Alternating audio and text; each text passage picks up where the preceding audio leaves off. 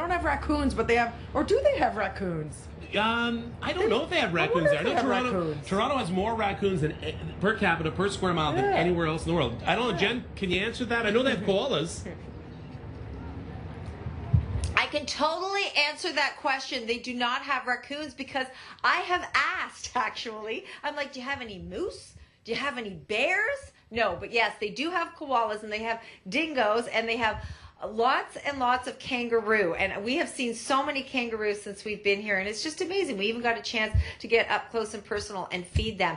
But we had an amazing tour with Tim today. Tim Skaisbrick. I said that right? Yeah, perfect. That's right. Yeah, you took us up into the mountains because we're on the Gold Coast, and it's Tamborine Mountain, the Tamborine Mountain Tour. So, Tim, we're going to show some tape of what we did today. So let's take a look at the tape and tell me about the tour and what we experienced today.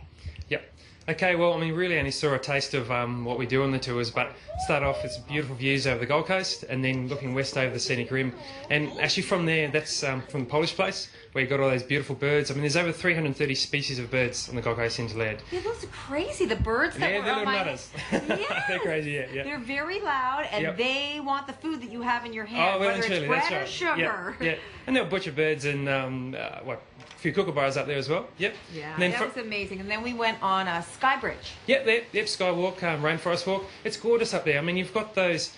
You've got like a beautiful bridge, basically goes on the canopy. You look down into the rainforest, a really unique view. Very, very popular. We got a lot of pictures taken in the rainforest. And then where did we go?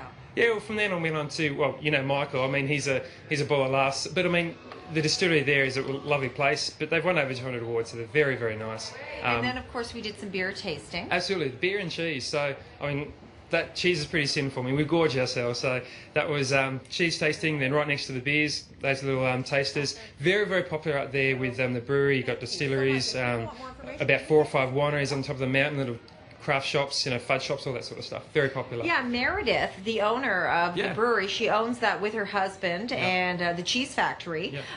She is from Canada. She is from Vancouver. There are a lot of Canadians living in Australia. Yeah, there's just a few. Yeah, there's heaps of them.